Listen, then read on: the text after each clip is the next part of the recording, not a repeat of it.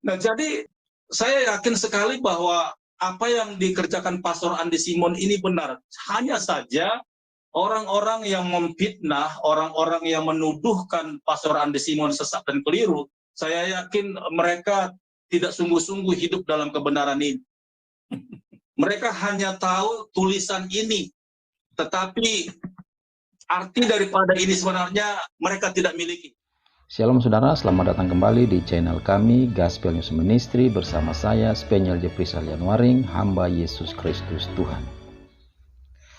Di video kali ini saya mau membahas satu topik perihal Pastor Andi Simon memperkarakan orang yang menuduhnya sesat. Maka topik ini saya beri judul, kalau Pastor Andi Simon menteladani Tuhan Yesus Kristus, semestinya Pastor Andi Simon tidak memperkarakan orang yang menuduhnya sesat. Seperti apa penjelasannya? Jangan tinggalkan channel ini dan simak terus videonya sampai selesai.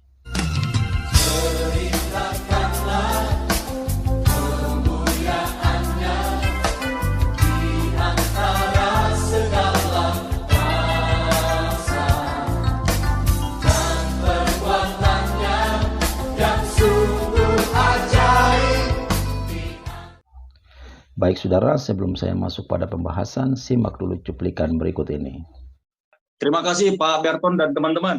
Apa yang sudah dibahas tadi oleh Pastor Joshua Tewu dan tadi yang sudah dijelaskan oleh Pak Denny dan juga Pak Ardi, dan juga yang sudah ditambahkan oleh Pak Yohanes Ratueda, ya itu kan karena efek daripada apa yang mereka sudah perbuat, sehingga Pastor Andi pun sebenarnya kepingin menyelesaikannya secara pelayanan, tapi kelihatannya ini tidak akan bisa berhenti karena ini bukan lagi main-main, tetapi serius, bukan lagi di ranah kegerejaan, tetapi udah bicara tentang efek-efek yang harus berurusan dengan hukum. Saya nggak mempertajam lagi di bidang hukum karena itu sedang akan proses dan biarlah nanti keputusan pengadilan yang akan menyelesaikannya, karena memang harus seperti itu. Itu sebabnya pemerintah tadi sudah dibahas oleh hambanya, diadakan bagi kita agar kita benar-benar belajar taat, begitu loh, belajar tentram. Nah, selama ini kita boleh lihat apakah memang Pastor Andi Simon mengajarkan. Kayaknya nggak ada itu. Nggak ada, karena yang Pastor Andi Simon lakukan itu praktek iman, bukan pengajaran. Kalau pengajaran itu artinya orang yang didoakan sama dia itu melakukan juga seperti Pastor Andi Simon karena sudah diajarkan cara penyembuhan. Kalau diajarkan, saya yakin memang itu bukan dari Tuhan. Karena ada sesuatu yang diimpartasi oleh Pastor Andi Simon ke orang lain untuk melakukan juga seperti apa yang Pastor Andi Simon lakukan. Tapi sampai detik ini saya tidak melihat Pastor Andi Simon mengajarkan itu. Nah, jadi saya yakin sekali bahwa apa yang dikerjakan Pastor Andi Simon ini benar. Hanya saja orang-orang yang memfitnah, orang-orang yang menuduhkan Pastor Andi Simon sesat dan keliru, saya yakin mereka tidak sungguh-sungguh hidup dalam kebenaran ini. Mereka hanya tahu tulisan ini, tetapi arti daripada ini sebenarnya mereka tidak miliki. Nah saudara, itulah tadi kata-kata dari mereka yang pro Pastor Andi Simon. Kata mereka bahwa apa yang dikerjakan oleh Pastor Andi Simon adalah benar. Hanya saja orang-orang yang memfitnah, orang-orang yang menuduh Pastor Andi Simon sesat dan keliru, merekalah yang tidak hidup dalam kebenaran Alkitab. Nah saudara, kalau benar demikian, pertanyaannya adalah, pernahkah Yesus memperkarakan orang yang menuduhnya sesat? Perhatikan ayat ini saudara, Matius 27 ayat 63 dan 64. Ayat 63 berkata, dan mereka berkata, mereka di sini adalah imam-imam kepala dan orang-orang Farisi ya.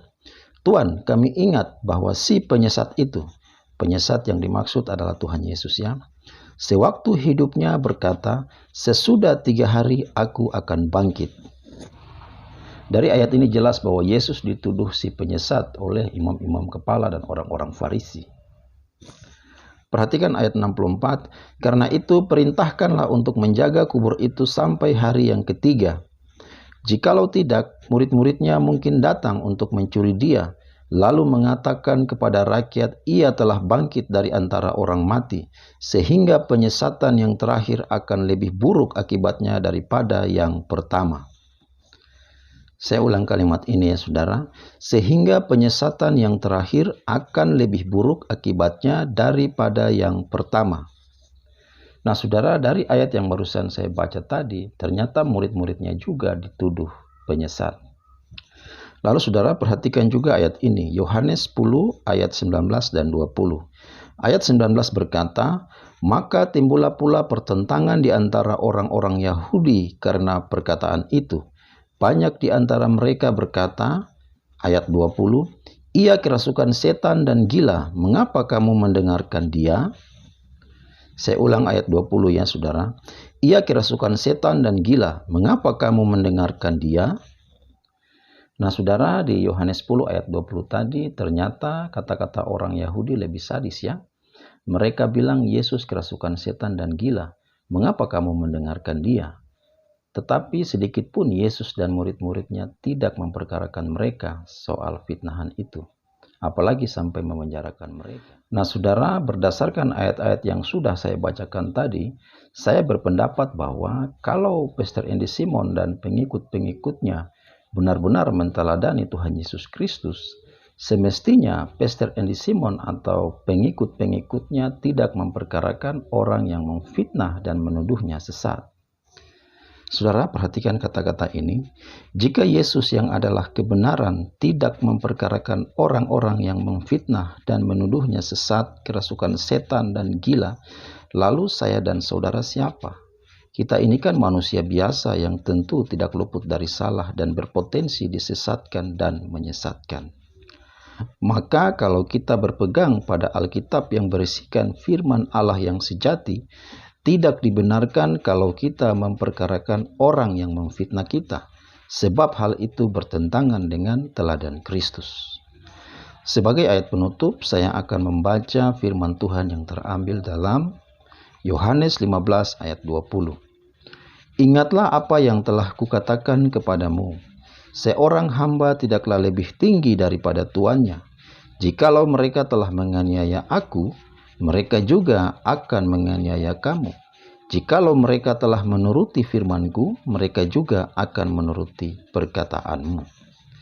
Jadi kesimpulannya adalah, dalam menunaikan tugas pelayanan, kita sebagai hamba-hamba Kristus harus siap dan rela untuk dianiaya, sebagaimana Kristus sendiri telah dianiaya.